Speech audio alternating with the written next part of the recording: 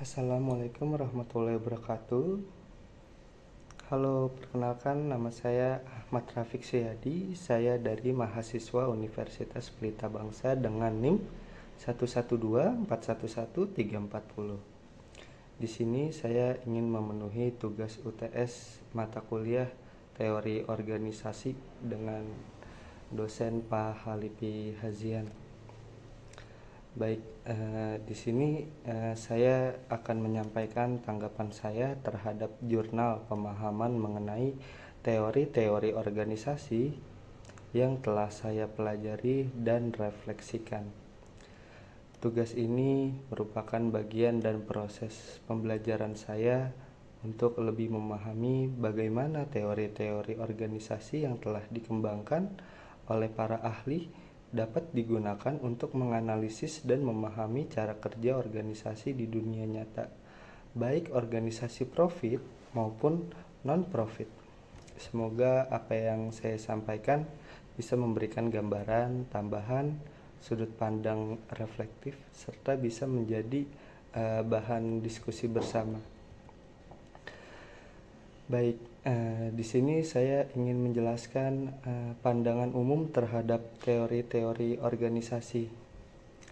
Dari jurnal yang saya susun, saya menyadari bahwa teori organisasi bukan hanya kumpulan teori semata, tetapi merupakan landasan untuk memahami bagaimana manusia bekerja dalam suatu sistem yang terstruktur.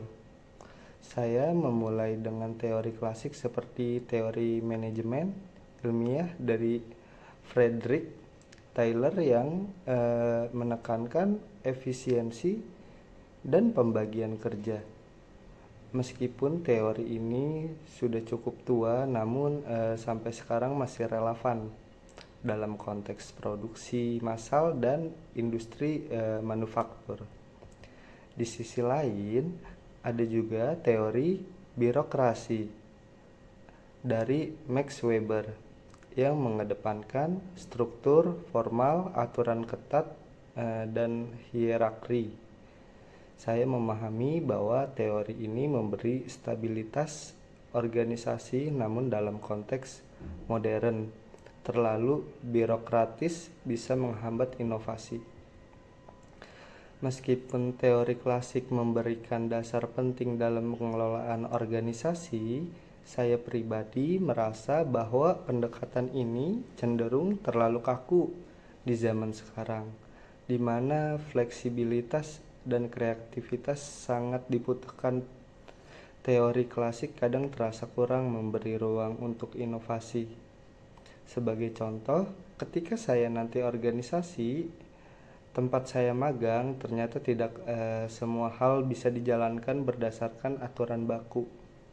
Terkadang dibutuhkan pendekatan humanis dan situasional untuk menyelesaikan masalah.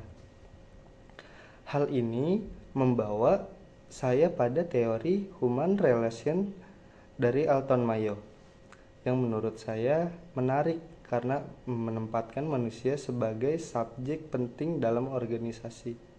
Produktivitas tidak hanya dipengaruhi oleh sistem kerja, tetapi juga oleh relasi antar manusia dan kepuasan kerja.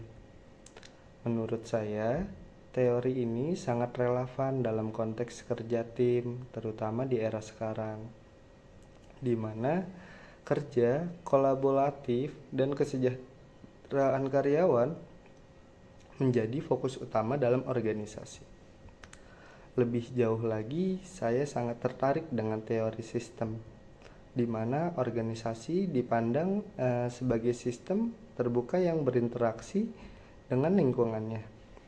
Teori ini membantu saya memahami bahwa organisasi tidak bisa berdiri sendiri, melainkan harus adaptif terhadap perubahan eksternal. Lalu, teori kontingensi menurut saya menyadarkan bahwa tidak ada satu model terbaik dalam organisasi, semuanya tergantung pada konteks, situasi, lingkungan, dan faktor internal organisasi itu sendiri. Ini membuat saya berpikir bahwa sebagai pemimpin organisasi, kita harus fleksibel dan mampu membaca situasi, bukan sekedar menerapkan teori secara baku. Saya coba membandingkan ini dengan beberapa studi kasus organisasi seperti perubahan startup dan perusahaan BUMN.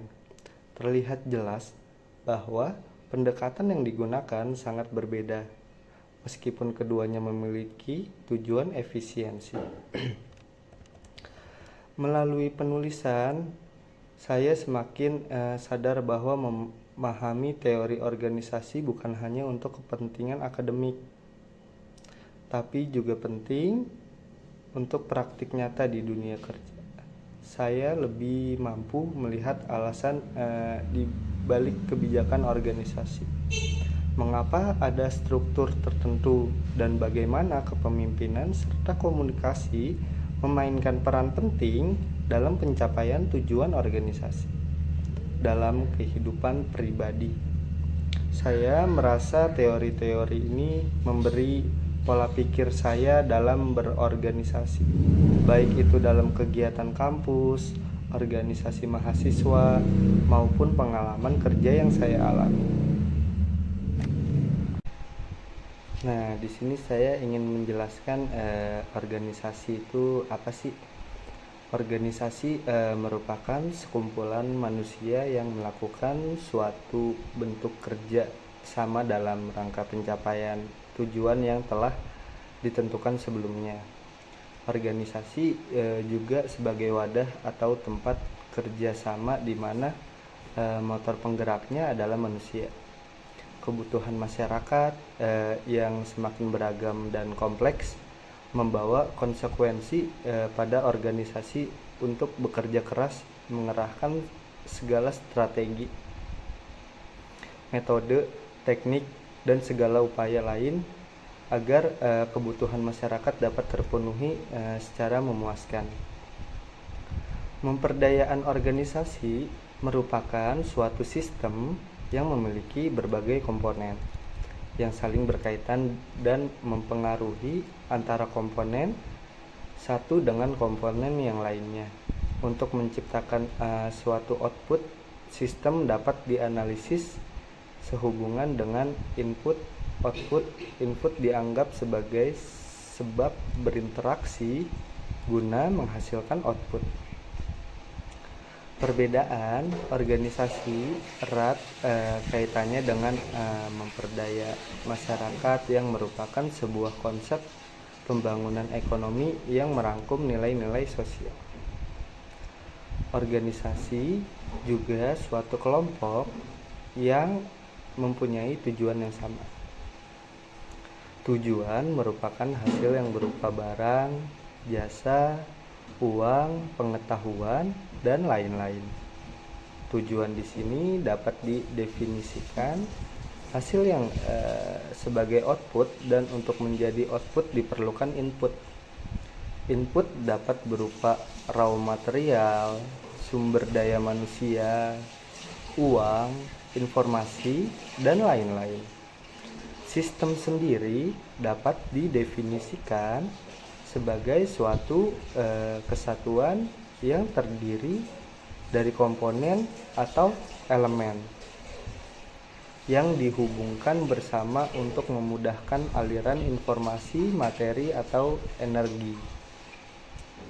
Komunikasi adalah organisasi suatu proses penyampaian pesan atau ide gagasan dari satu pihak kepada pihak agar terjadi saling mempengaruhi di antara keduanya.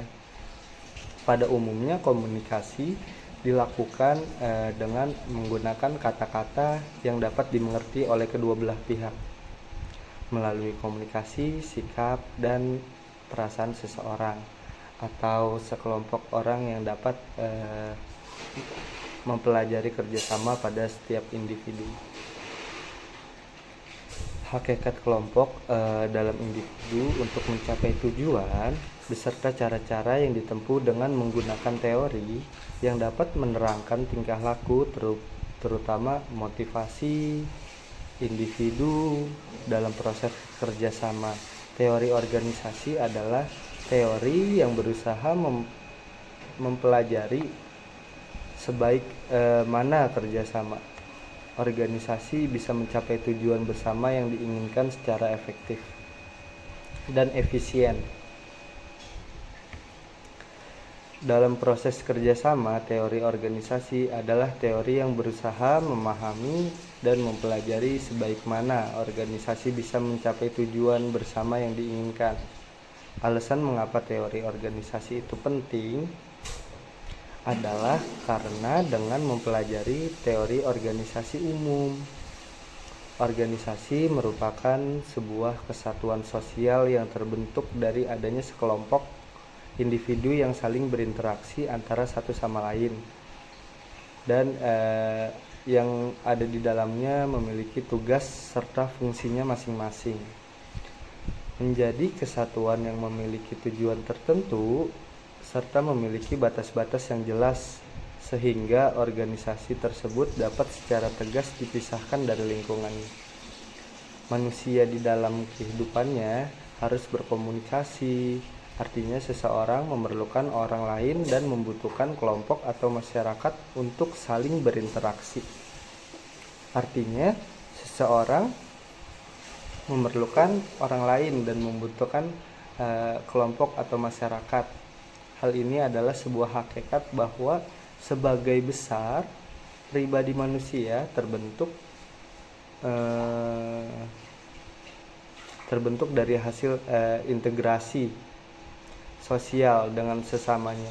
Di kehidupan ini manusia sering bertemu satu dengan yang lainnya dalam suatu wadah baik formal maupun informal, jaringan atau saluran komunikasi formal dan informal dalam suatu organisasi bersifat saling melengkapi dan mengisi di dalam lingkungan organisasi.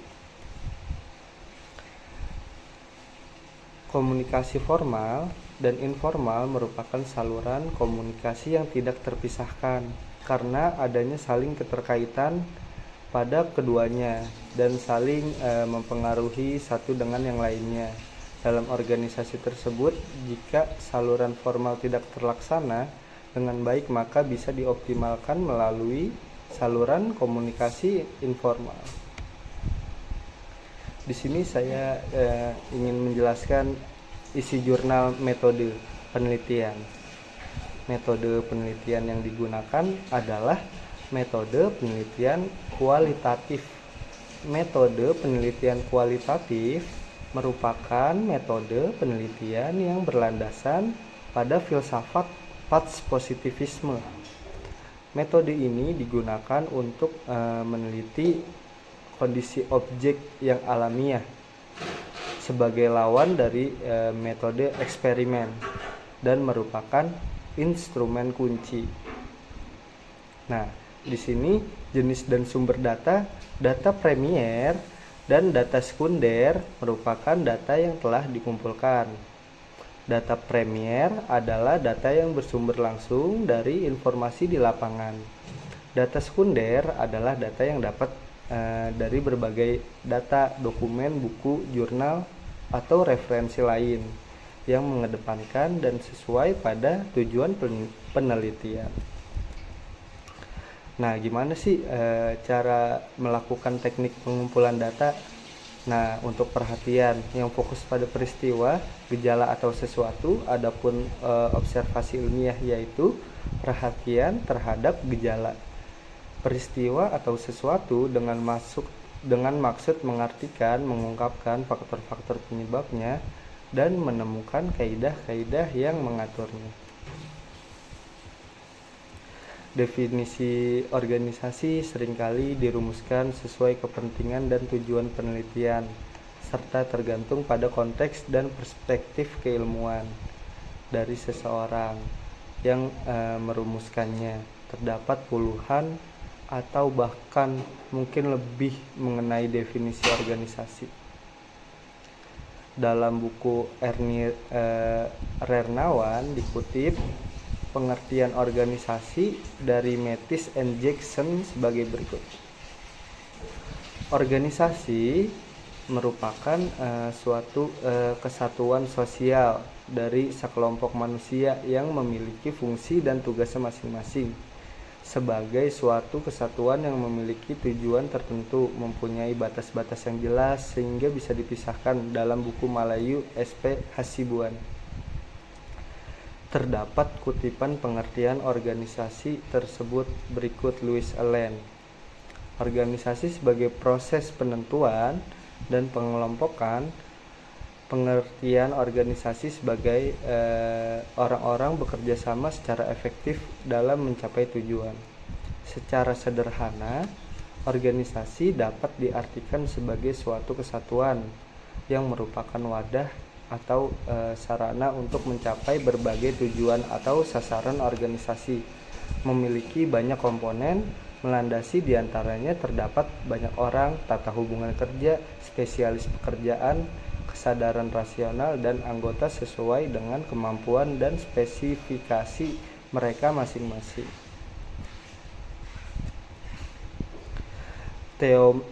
Teori Human Relations. Teori ini disebut juga teori hubungan kemanusiaan, teori hubungan antara manusia, teori hubungan kerja kemanusiaan, atau The Human Relation Theory.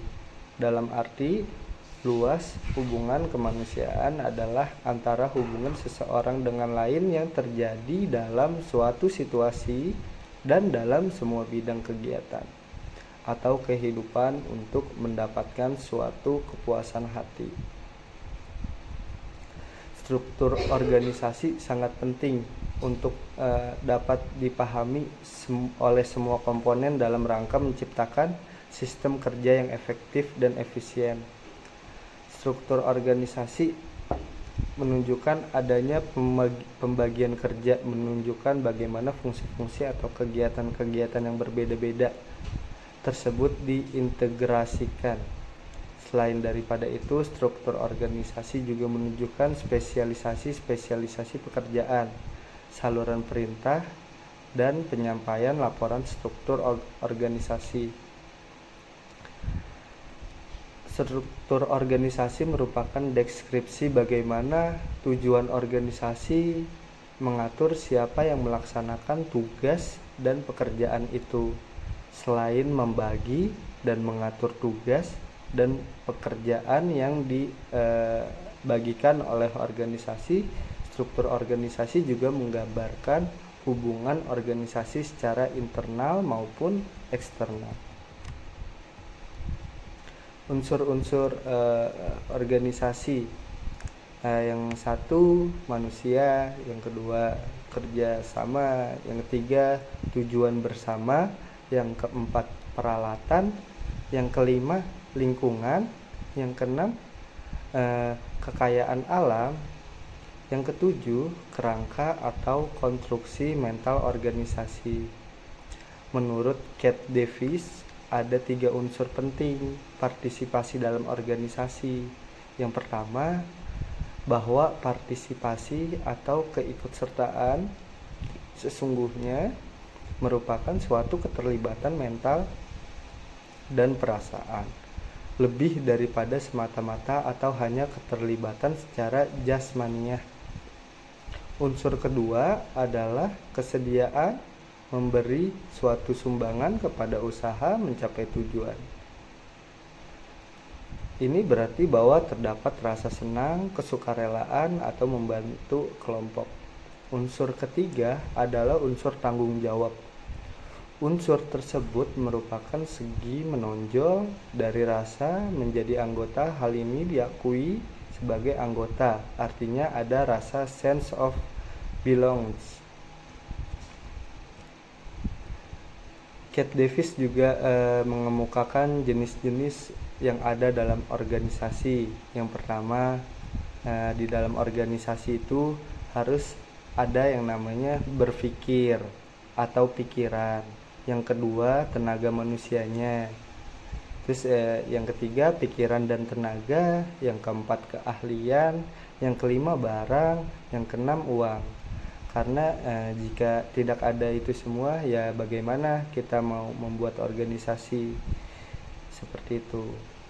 Agar suatu partisipasi dalam organisasi dapat berjalan dengan efektif, membutuhkan waktu. Untuk dapat berpartisipasi diperlukan waktu. Waktu yang dimaksudkan di sini adalah memahami pesan yang disampaikan oleh pemimpin.